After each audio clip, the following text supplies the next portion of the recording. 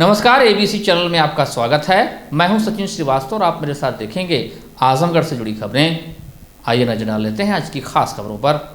खबर के प्रायोजक हैं Akash auto agency, Mahindra last mile mobility के अधिकृत dealer, Kartalpur bypass road, Azamgarh. Nisma girls inter college, Paharpur, Azamgarh. Admission open classes nursery to 11th, gravity institute Lucknow के सहयोग से आईआईटी और नीट की तैयारी। Paradise international school, Hira Patti, Azamgarh. Admission open. Play group 2 class 9, Sai international school, Pura Pandey Bhaduli Bazar, Azamgarh. Admission open. Nursery to class 9th and 11th, GD global school, Kartalpur, Azamgarh. Admission open nursery to classes 9th and 11th, Sarvodaya public school, Harbanshpur, Azamgarh. Admission open. Classes nursery to 9th and 11th और lifestyle furniture, Belanadi, Azamgarh. Lok Sabha सामान्य निर्वाचन 2024 में मतदान प्रतिशत को बढ़ाने के उद्देश्य से जनपद के समस्त तहसीलों विकास खंडों में मतदाता जागरूकता रैली, चौपाल के कार्यक्रम जिले के समस्त उप जिलाधिकारियों द्वारा आयोजित किया जा रहे हैं।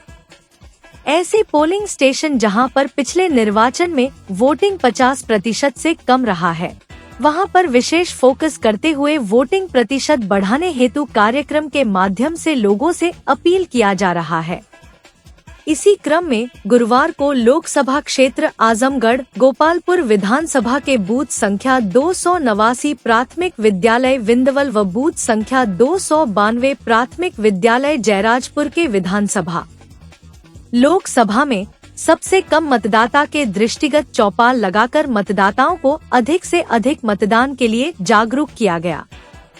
मतदाताओं को बूथ पर पहुंचाने हेतु 10 व्यक्तियों की बुलावा टोली तैयार की गई और उन्हें निर्देशित किया गया कि मतदान के दिन 25 मई 2024 को घर घर जाकर मतदाताओं को मतदान के लिए बूथ पर लाना सुनिश्चित किया जाएगा। लोकसभा लालगंज अतरौलिया विधानसभा के बूथ संख्या 312 प्राथमिक पाठशाला चकरजई में विधानसभा लोकसभा में सबसे कम मतदान की दृष्टिगत चौपाल लगाकर मतदाताओं को अधिक से अधिक मतदान के लिए प्रेरित किया गया। विधानसभा क्षेत्र मेंगनगर में मतदेय स्थल संख्या 103, 104 पर चुनाव चौपाल मतदाता जागरूकता कार्यक्रम का आयोजन किया गया। पलहना ब्लॉक लोकसभा क्षेत्र लालगंज तथा विधानसभा लालगंज में मतदाता जागरूकता कार्यक्रम के अंतर्गत मतदाता जागरूकता रैली तथा विद्यालयों में बच्चों के माध्यम से अभिभावकों को 100% मतदान करने के लिए प्रेरित करने का अनुरोध किया गया। कहते हैं पत्थरों को रगड़ने से निकली चिंगारी और तभी से शुरू हुई आग की कहानी। होमो सेपियंस की यह खोज चमत्कारिक साबित हुई।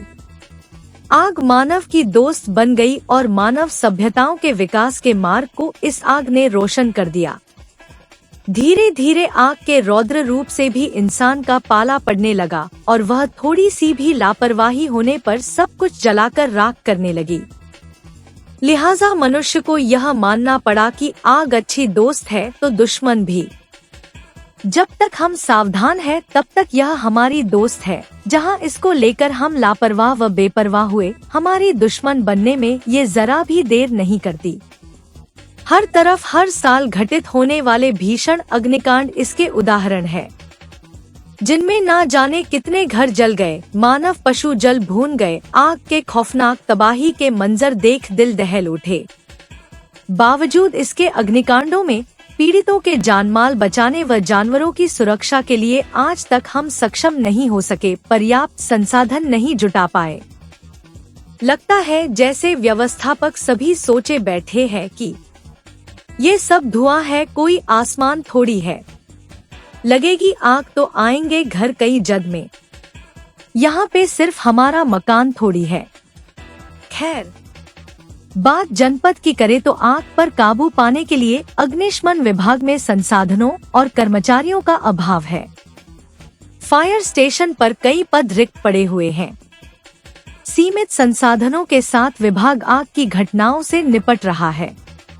विभाग द्वारा जनपद में अगलगी की घटनाओं पर काबू पाने के लिए जिला मुख्यालय के साथ लालगंज, मार्टिनगंज, महाराजगंज व बूढ़नपुर में फायर स्टेशन स्थापित किया गया है, जो कि जनपद के क्षेत्रफल की दृष्टि से काफी कम है। फायर स्टेशनों पर संसाधनों व कर्मचारियों का अभाव है। जनपद में स्थापित फायर स्टेशनों पर वैसे तो हर समय फायर ब्रिगेड तैयार रहता है, लेकिन घटना की दूरी यदि ज्यादा हो तो उनके पहुंचने से पहले सब कुछ जलकर स्वाहा हो जाता है। जिले में 8 तहसील में से अभी भी सिर्फ 5 में फायर स्टेशन स्थापित हो सका है। संसाधन की स्थिति यह है कि यहाँ water voucher 1, foam tender 1, motor fire engine 6, Bolero camper 3, mini water tender with high pressure pump 400 litre 4, portable pump 7 की संख्या में है। इन सब के बावजूद जनपद की फायर सर्विस हमेशा तत्पर व तैयार है। सूचना व क्षेत्र के अनुरूप रिस्पांस टाइम मात्र 1 मिनट है। तो फायर स्टेशन आ जाऊँगा जी। आप अपना नाम बताएं जी, फिर अपना मोबाइल नंबर। ये आग किस चीज़ में लगी है, ये अपना पता बताएं, गांव का नाम, और ये आपका थाना क्या पड़ेगा, और ये बड़ी गाड़ी आ जाएगी या छोटी गाड़ी आ पाएगी जी? बड़ी गाड़ी आ जाएगी, ठीक, ओके ओके, ठीक है, ठीक।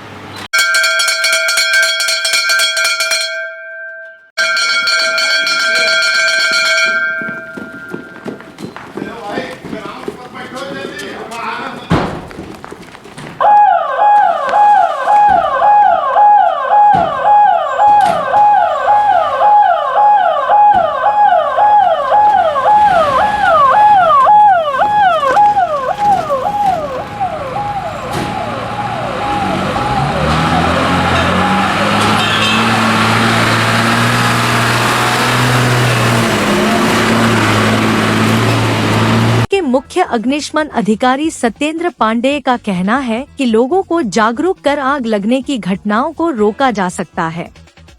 इसी को ध्यान में रखते हुए अप्रैल माह से लगातार जागरूकता कार्यक्रम चलाया जा रहा है।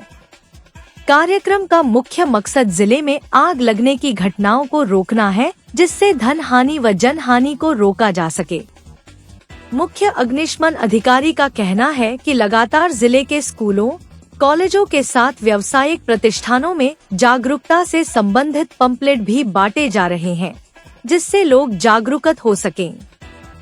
अग्निशमन अधिकारी का कहना है कि गर्मी के दिनों में आग लगने की घटनाएं तेजी के साथ बढ़ती हैं। ऐसे में जागरूकता से ही इन घटनाओं से बचा जा सकता है। गर्मियां शुरू हो गई हैं। अब अग्निशमन विभाग के अकॉर्डिंग ये फायर सीजन कहा जाता है। इस दौरान खेतों में ज़्यादा आग लगती है। जो मड़ई जो होती हैं, छप्पर पड़े होते हैं, उनमें भी बहुत ज़्यादा आग लगती है। और पिछले 4-5 दिन से इस तरह की घटनाएं काफ़ी बढ़ी हैं। इसके लिए हमने प्लानिंग की थी कि हम रेस्पॉन्स टाइम अच्छा हो सके, क्योंकि बहुत बड़ा ज़िला है। टोटल 5 तहसीलों में हमारे फायर स्टेशन हैं, 3 तहसीलों में फायर स्टेशन नहीं थे। तो उसमें हमने सीजन के हिसाब से एक यूनिट सभी महीनगर, फूलपुर और देवारा जो क्षेत्र है जहाँ आग की घटनाएँ काफ़ी होती हैं, उसमें एक यूनिट हमने अपनी खड़ी की हुई है। और नंबर्स भी उनको अलॉट किए गए हैं। कंट्रोल रूम में जो कॉल आता है उनको हम लोग तुरंत भेजते हैं और वो साइट पर पहुँच के काम करते हैं। कंट्रोल रूम के नंबर हमारे जो हैं, मेन तो 112 है। जो भी अगर कॉल करे कहीं से भी तो 112 पे ज़रूर कॉल करें। 112 के से पुलिस के पास आता है, पुलिस से हमारे पास आता है। फिर हमारे कंट्रोल रूम का भी सिंगल नंबर डिजिट नंबर्स हैं, उन पर भी लोग कॉल करते हैं। लेकिन बेस्ट वही है कि 112 का ही इस्तेमाल लोग बात करें। इसके लिए हमारी टोटल 10 से 12 यूनिट आज की डेट में हमने वर्किंग की हुई हैं, इंक्लूडिंग जो बाहर सीजनल ड्यूटी गई हुई हैं। महीनगर में एक यूनिट लगाई है हमने, एक फूलपुर में और एक देवारा क्षेत्र में लगाई हुई। बाकी जो फायर स्टेशन के हमारे हैं 5 फायर स्टेशन है, एक ब्रह्म स्थान पर है, एक आज हमने एक मुबारकपुर में भी एक यूनिट को खड़ा किया हुआ है। तो 4 यूनिट हमारी बाहर सीजनल के तौर पे गई हैं। बाकी 5 यूनिट जो है हमारी फायर स्टेशन पर हैं। 5 fire station, 5 unit plus 2 unit और एक्स्ट्रा हैं। तो करीब 12 यूनिट हमारी आज की डेट में यहाँ पे पूरे जनपद में काम कर रहे हैं। सर, अब तक टोटल आंकड़ा क्या रहा आपका और कितने आपने सक्रिय कार्य हुआ? अभी 4-5 दिन में 20 से 25 कॉल हमको प्राप्त हुई हैं टोटल जिले से। जिनमें फायर में काफ़ी नुकसान भी हुआ है और काफ़ी फायर डिपार्टमेंट द्वारा बचाया भी गया है। जितना नुकसान हुआ उससे ज़्यादा हमने बचाया भी है, क्योंकि अगर एक 2 बीघा का खेत जल रहा है, लेकिन अगर हम ना पहुँचे वहाँ पे 2 बीघा जलने के बाद 20 बीघा 30 बीघा की तरफ और ज़्यादा बढ़ सकती है। लेकिन जब फायर की गाड़ी पहुँच जाती तो वो घटना जो है एक सीमित क्षेत्र तक ही रह जाती है। इस तरह से बचाव भी काफ़ी ज़्यादा हुआ है और 24/7 अलर्ट पर हमारा पूरा टीम है आज की डेट में। पिछले साल का आंकड़ा क्या रहा? पिछले साल करीब 600 के करीब आग लगी थी हमारी 2023 के अंदर, और अभी जो 2024 में अभी तक तो 2-3 महीने में तो 15-20-25 आ गई थी, लेकिन अब पिछले 4-5 दिनों से आगों की संख्या इंक्रीज हुई है, बढ़ी है। एस्टिमेट में क्या क्या चीज़ें आपके पास रहती है?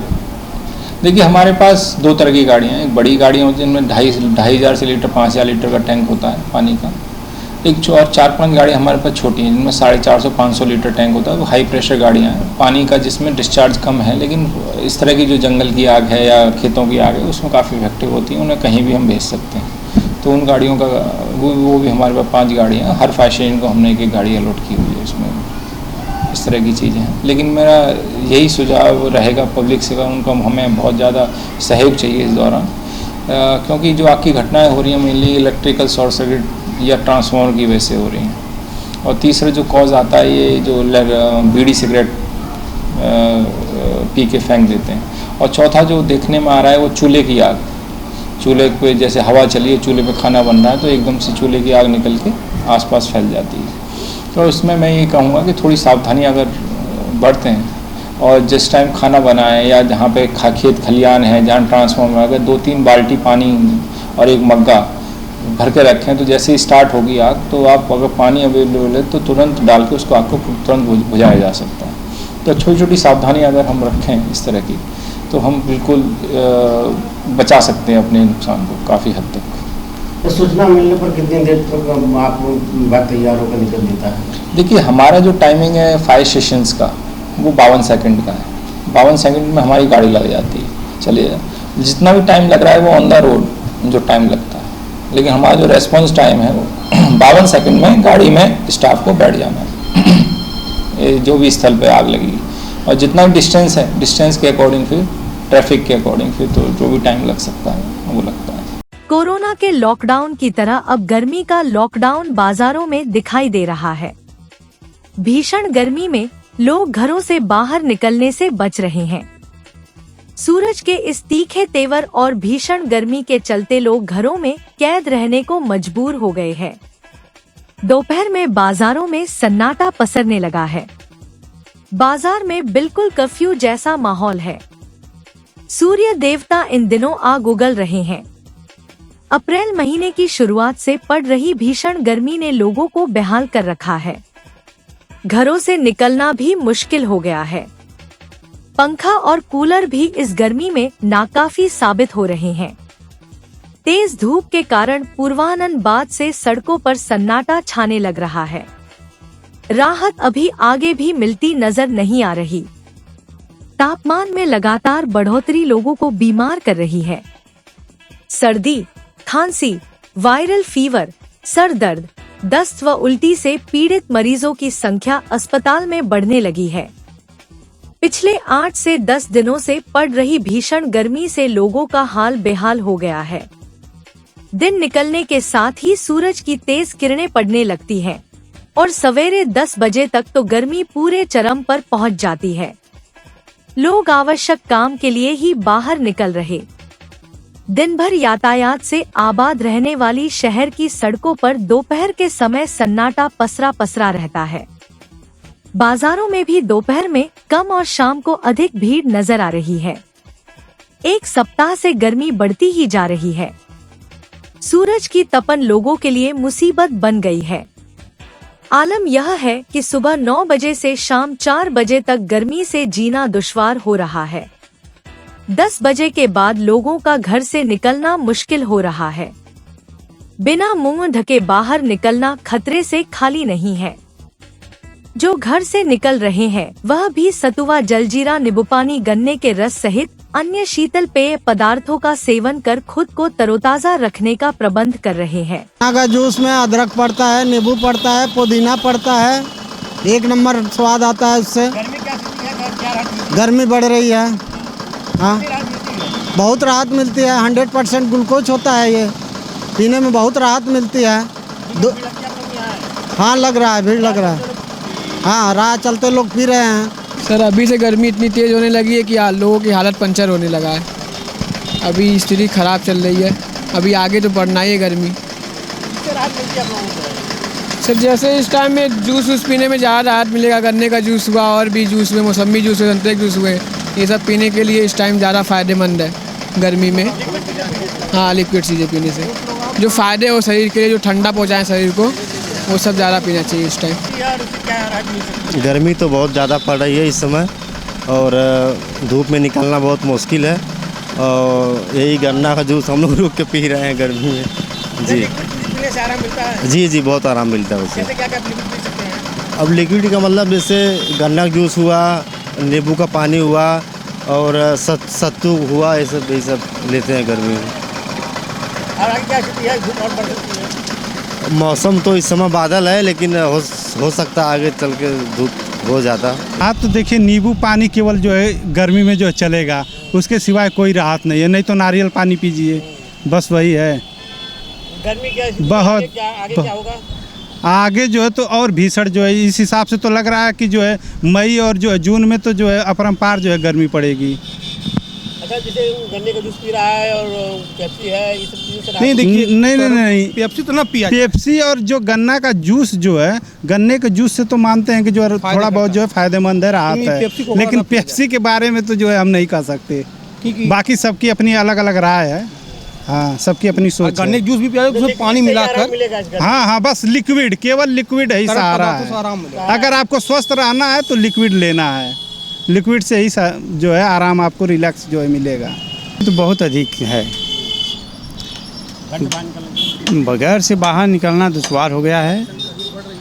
8 क्या मान के चलिए कि 10 बजे के बाद कोई निकलना नहीं चाह रहा है, और 4 बजे के बाद ही निकल रहा है, बाकी लोग भीतर हो जा रहे हैं।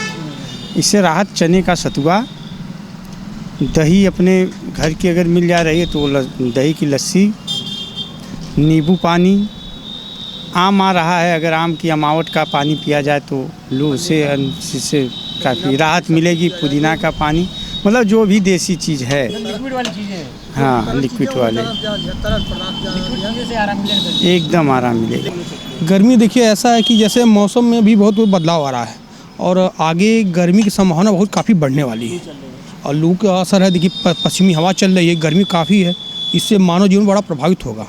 और इसमें मानव को सबसे महत्वपूर्ण चीज़ ये है कि उन्हें अपने शरीर को बचाने के लिए ज़्यादातर ये बाहरी तत्व, ये तला भुना चीज़ न खाकर ज़्यादातर तरल पदार्थों का सेवन करें, जिसमें से ये उपाय न करें कि पेप्सी, कोला अगर ये सब ना सेवन करें। लस्सी हो भाई, बाहरी लस्सी ना, अगर घर की लस्सी मिल जाए, छाछ मिल जाए उसका ले, या आपके नींबू पानी ले, आम का पन्ना हो, या गन्ने का रस भी अगर पी रहे हैं गर्मी को तो उसमें पानी की मात्रा मिलाकर ही पिए। ऐसे से उनके सेहत को सुधार रहेगा, जिससे उनको सेहत पर नुकसान नहीं होता। डायरिया, ऐसे अगर तरल पदार्थ बाजार का खाने से डायरिया की संभावना बढ़ जाएगी, जिससे बहुत काफ़ी हानि होगी। इसलिए किसी भी इंसान को गर्मी में ज़्यादातर तरल पदार्थ और पानी का सेवन जितना हो सके ज़्यादा करनी चाहिए, इससे उनके स्वास्थ्य को लाभ पहुँचेगा। क्षेत्र के बुढ़ावे हिसामुद्दीनपुर गांव स्थित गेहूं के खेत में अज्ञात कारणों से आग लग गई, जिससे 31 परिवारों की लगभग 6 बीघे गेहूं की फसल जलकर खाक हो गई।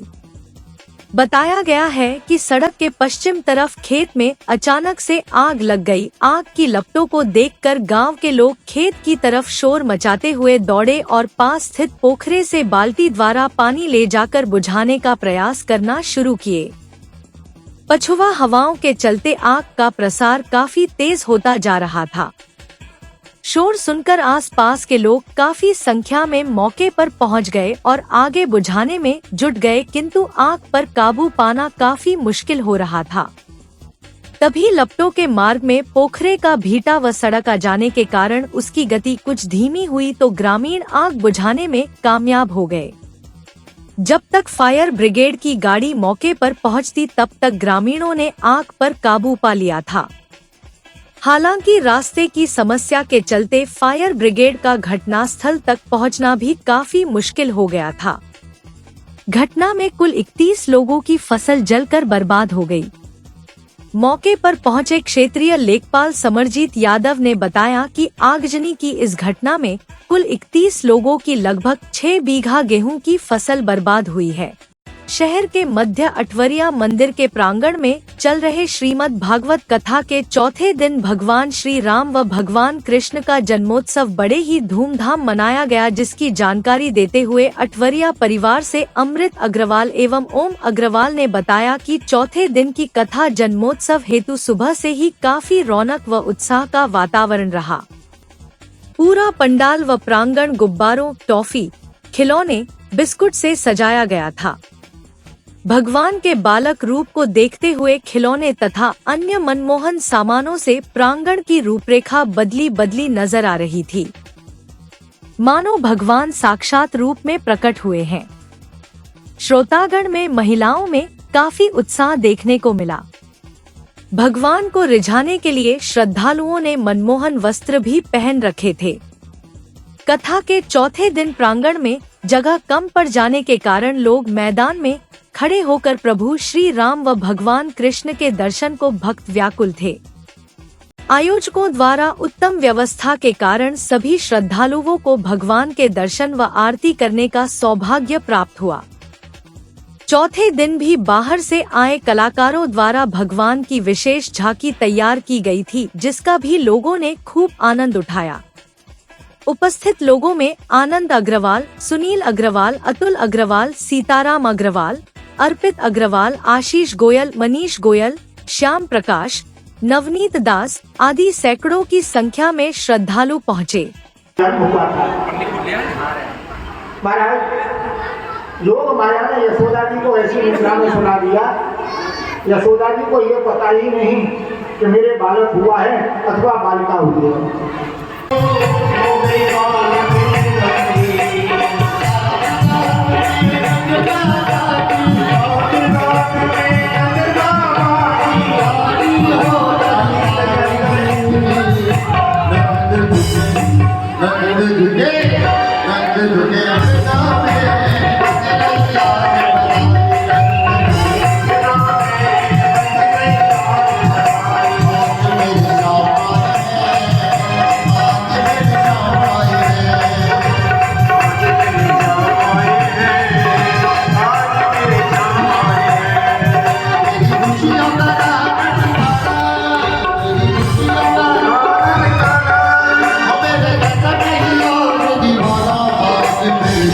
धार्मिक भावनाओं को आहत करने के उद्देश्य से आपत्तिजनक टिप्पणी का वीडियो बनाने वाले अभियुक्त काशीनाथ यादव पुत्र राम अजोर यादव निवासी ग्राम विशौली थाना कंधरापुर जनपद आजमगढ़ को जनपद पुलिस ने अपने शिकंजे में ले लिया है।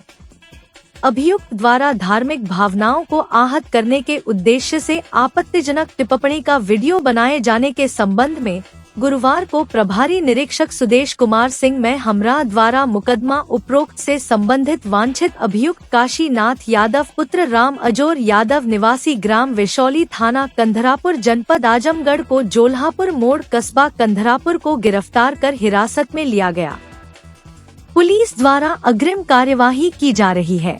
Paradise International School, a CBSE board, co-ed English medium school, a place for your lovely kids in your nearby vicinity.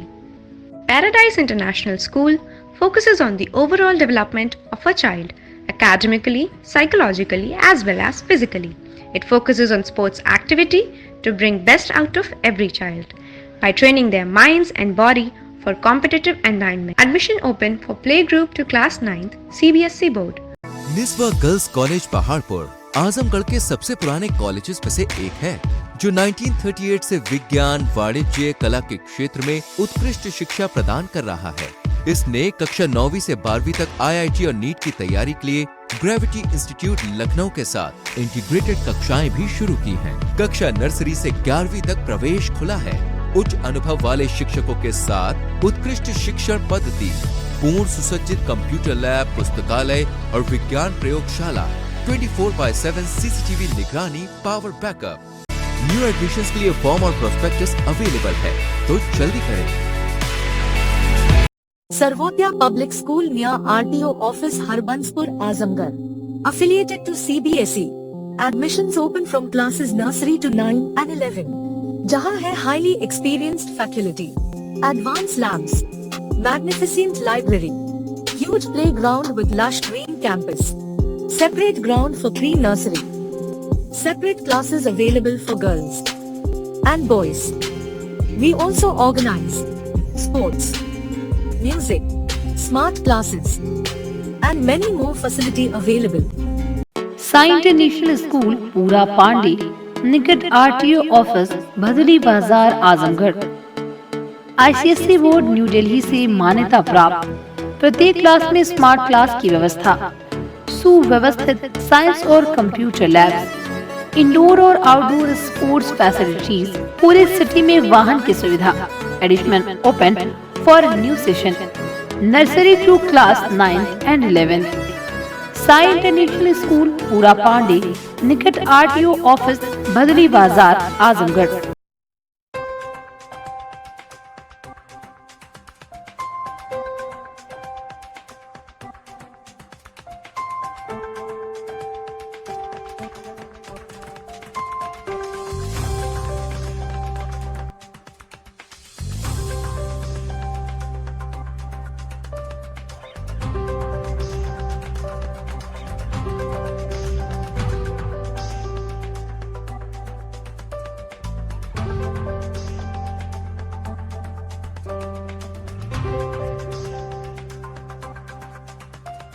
Lifestyle furniture, Belnadi, Azamgarh. सभी प्रकार के फर्नीचर एवं इलेक्ट्रॉनिक सामानों की भरपूर रेंज उपलब्ध। हमारे यहाँ EMI की सुविधा 0% ब्याज पर उपलब्ध। इलेक्ट्रॉनिक सामानों में LED TV, refrigerator, washing machine, air conditioner, air cooler, deep freezer, water cooler, mixer, juicer, iron, fan, induction, battery, inverter, electric geyser, gas geyser, आटा चक्की इत्यादि। फर्नीचर के सामानों में बेड, गद्दा, सिंगारदान, अलमीरा, sofa, table, chair, rack, stool, संदीली, सीढ़ी, डाइनिंग टेबल, झूला आदि। शादी विवाह की हो तैयारी या ऑफिस और घर के लिए सामानों की करनी हो खरीदारी, पहुंचिए lifestyle furniture, Belnadi, Azamgarh. Akash auto agency, Mahindra last mile mobility के अधिकृत dealer, Kartalpur bypass road, Azamgarh. Mahindra 3 wheeler electric passenger वाहन ट्रियो यारी, ट्रियो ऑटो और ट्रियो प्लस। एक बार चार्ज कीजिए और करिए 150 किलोमीटर तक का लंबा सफर। बैटरी पर 5 साल की वारंटी। इलेक्ट्रिक माल वाहक जोर ग्रैंड PU हाफ।